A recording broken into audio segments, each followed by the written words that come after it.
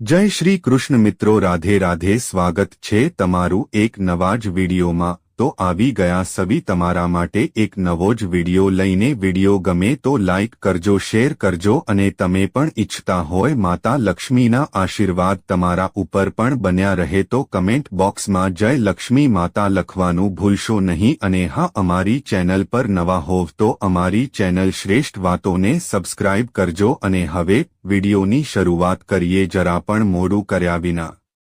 સૂર્ય અને શનિની થશે યુતિ. આ રાશિના જાતકોને થશે જોરદાર ફાયદો. જોઈ લો તમારી રાશિ પણ છે ને.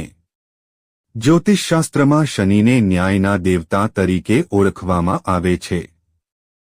શનિદેવ દરેક વ્યક્તિને તેમના કર્મ અનુસાર ફળ આપે છે. 2025નું વર્ષ જ્યોતિષશાસ્ત્રની દ્રષ્ટિએ ખૂબ જ મહત્વનું રહેશે, કારણ કે આ વર્ષે અનેક મહત્વના ગ્રહો ગોચર કરી રહ્યા છે. આ મહિનામાં પણ શનિ અને સૂર્યની યુતિ થઈ રહી છે, જેને કારણે અમુક રાશિના જાતકોને ખૂબ જ લાભ થઈ રહ્યો છે.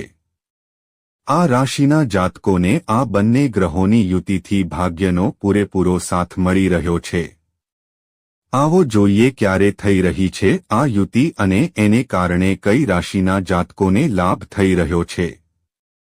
હાલમાં શનિ તેની મૂળ રાશિ કુંભ રાશિમાં બિરાજમાન છે અને સૂર્ય પણ ટૂંક સમયમાં જ એટલે કે 12મી માર્ચના કુંભ રાશિમાં પ્રવેશ કરવા જઈ રહ્યા છે.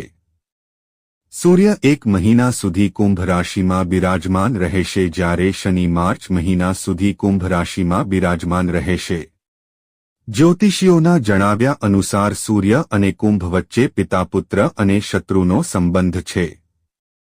આવી પરિસ્થિતિમાં સૂર્ય અને શનિની થઈ રહેલી યુતિ 5 રાશિના જાતકો માટે ખૂબ જ શુભ રહેવાનો છે. આ રાશિના જાતકોને ભાગ્યનો પૂરેપૂરો સાથ મળી રહ્યો છે. ચાલો જોઈએ કઈ છે આ ભાગ્યશાળી રાશિઓ. નંબર 1, મેષ. મેષ રાશિના જાતકો માટે શનિ અને સૂર્યની થઈ રહેલી યુતિ વિશેષ કૃપા વરસશે. આ રાશિના જાતકોના આત્મવિશ્વાસમાં વૃદ્ધિ થશે. કરિયર અને બિઝનેસમાં પણ પ્રગતિ થઈ રહી છે. શનિદેવ અને સૂર્યદેવની કૃપા મેળવવા માટે આ એક મહિનાના સમયગાળા દરમિયાન દર શનિવારે કાળા તલનું દાન કરો. નંબર 2, કર્ક. કર્ક રાશિના જાતકો માટે શનિ અને સૂર્યની આ થઈ રહેલી યુતિ જીવનમાં અનેક મહત્વના ફેરફારો લાવશે. જીવનમાં સકારાત્મકતા વધશે. વેપાર કરી રહેલા લોકોને વેપારીઓને આ સમયે કોઈ નવો ઓર્ડર મળી શકે છે. પ્રવાસ પર જવાના યોગ બની રહ્યા છે. આવકમાં વૃદ્ધિ થતાં તમારી ખુશીનો પાર નહીં રહે. સિંહ રાશિના જાતકો માટે આ સમયગાળો કારકિર્દીમાં સફળતા લઈને આવનારો છે.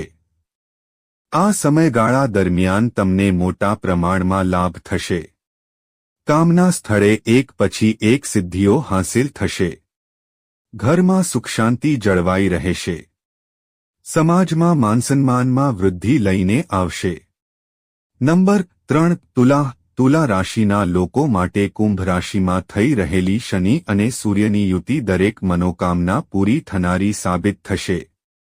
તમારા જીવનમાં સુખ સુવિધાઓ તેમજ વૈભવોમાં વૃદ્ધિ થશે. વૈભવી જીવન જીવશે. પ્રગતિની ઘણી તકો મળશે. કોઈ મહત્વની સિદ્ધિ મેળવવાનું સપનું પૂરું થશે. લવ લાઈફમાં આગળ વધશો.